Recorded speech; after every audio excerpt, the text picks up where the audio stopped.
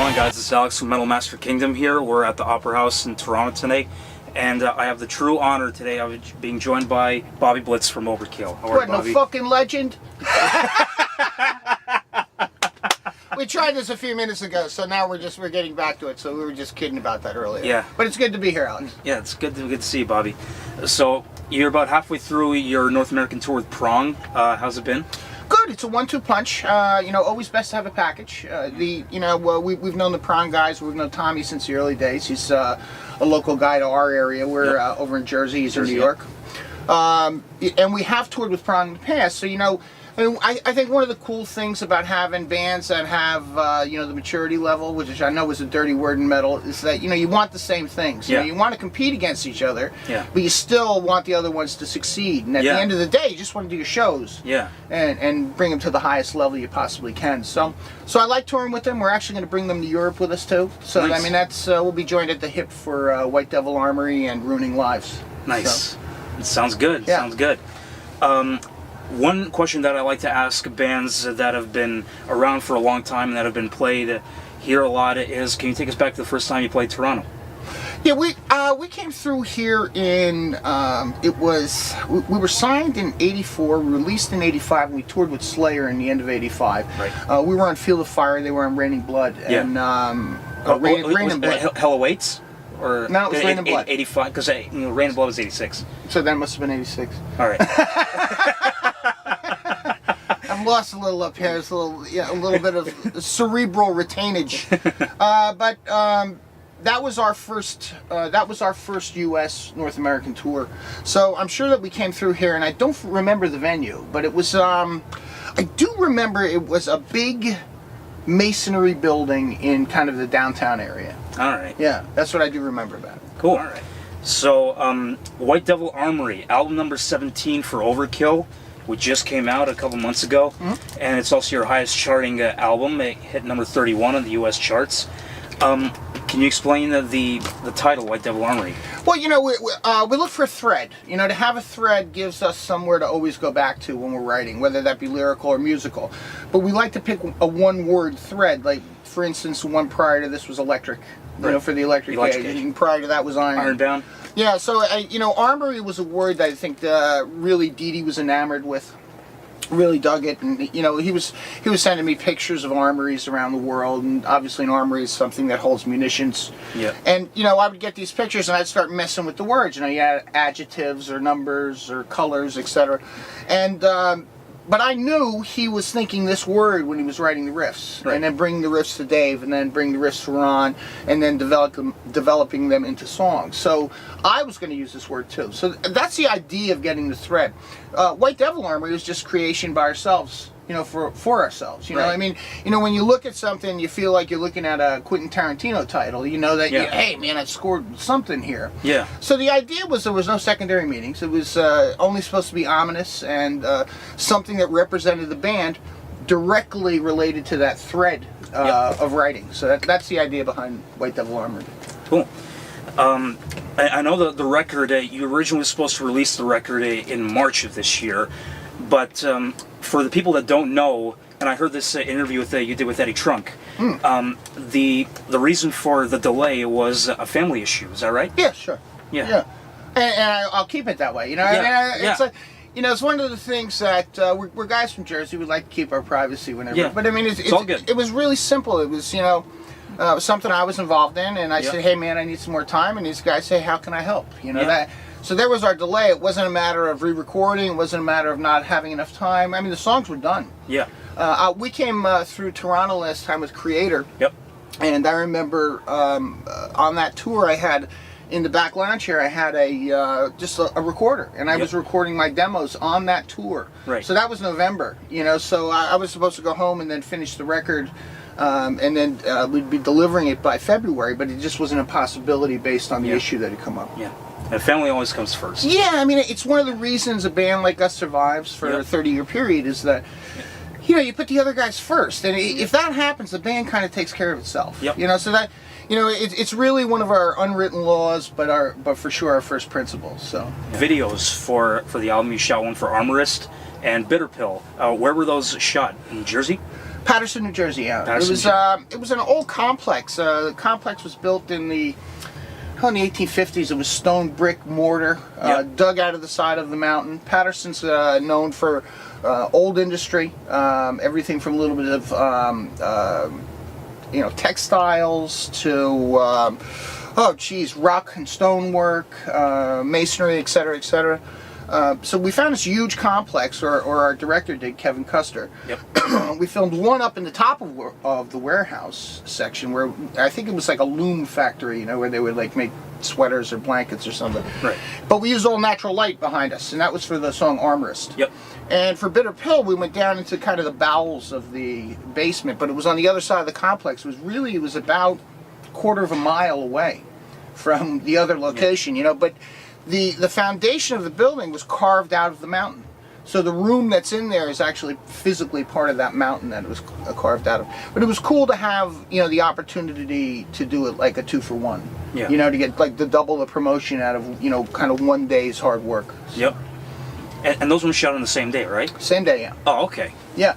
Yeah. It's one of those things. It's like you're hanging around with your friends, somebody brings in a case of beer, you're eating sandwiches, I've never been one for the video stuff. I mean, I love the outcome, but I hate going through that kind of lip sync performance stuff. I mean, I always think it's kind of a little bit hokey. I never thought of myself as an actor, more so thought of myself as, the singer or performer who does it on stage. Yep. So when there's nothing actually coming out of your mouth, it's a little bit weird. Yeah. All right. So, and there's a bonus track on the album.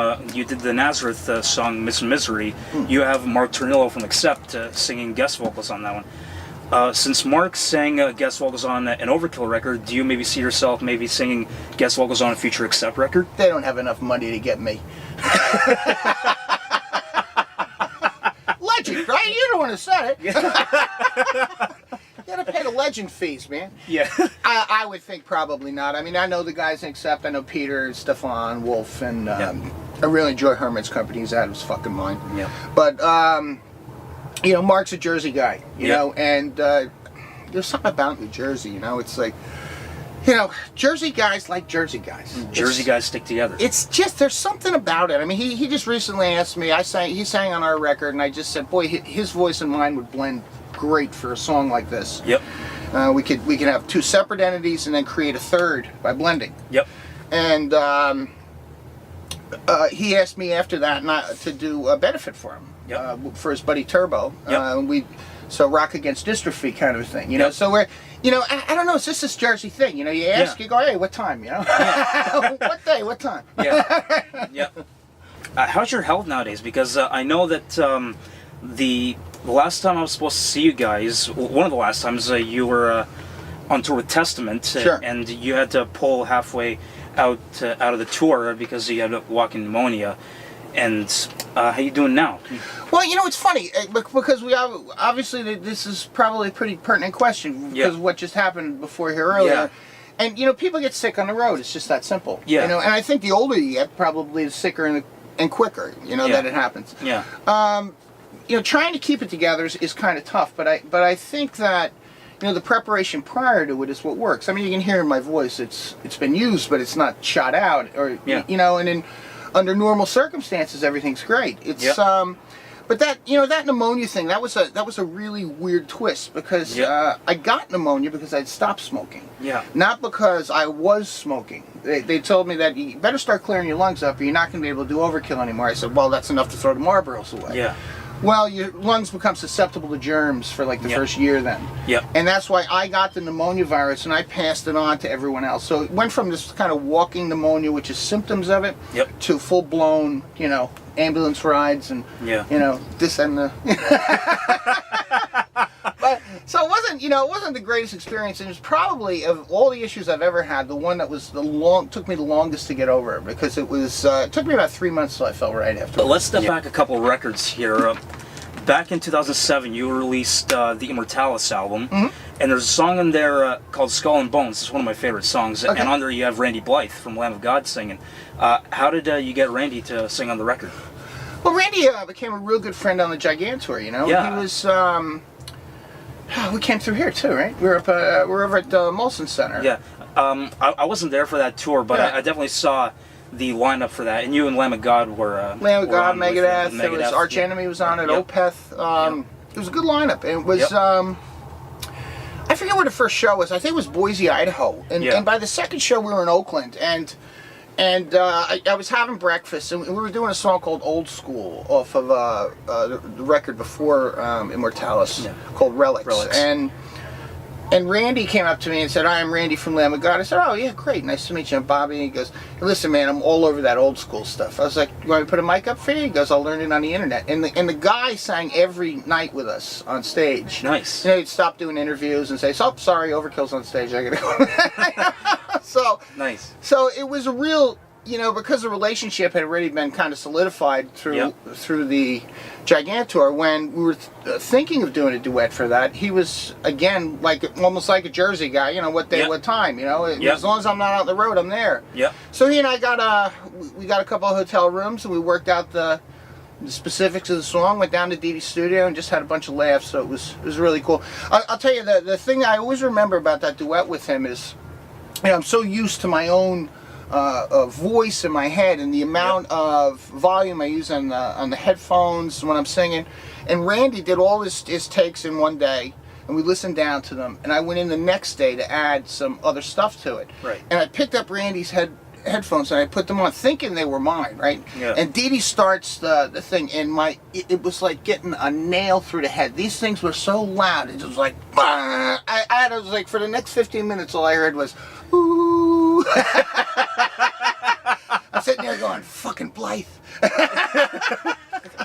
Well, Randy rules, man. Yeah. Randy rules. Good guy, too. Yeah, he is a good guy. I met him once, and he was one of the nicest guys ever. Really forthcoming, really nice. Yeah. Yeah. Next year is the 30th anniversary of Field of Fire. Now, correct me if I'm wrong, but I read somewhere that you're not really a fan of playing entire classic albums in its entirety. But if you guys were to do something in celebration of Field of Fire for 30 years, would you maybe do some maybe the little deeper cuts, maybe add them into the set?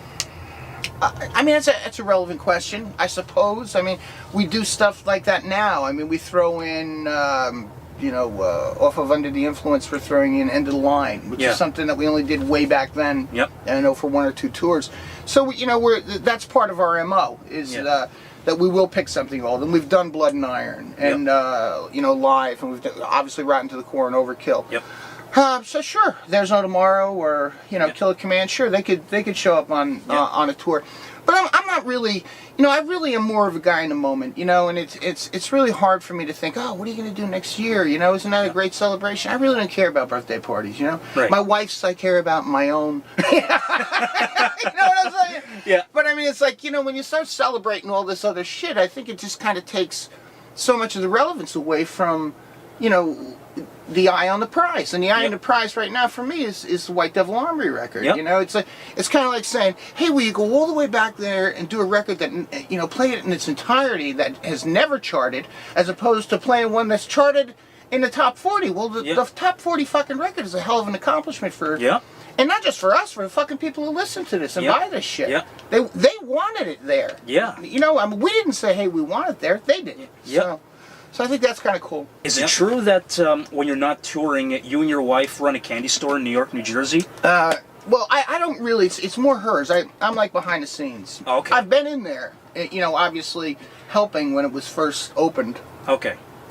But I don't do much of the behind the counter stuff anymore. I mean, she has to be really stuck. Yeah. I mean, I am guaranteed 20% less behind the counter. Belgium chocolates and the word fuck just don't go together when you.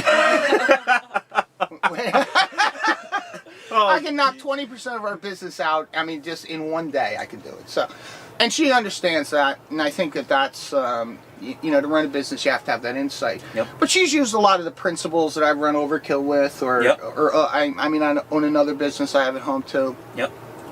And you have to have a certain savvy to run them, and I think that my input with regard to our imported chocolate business is.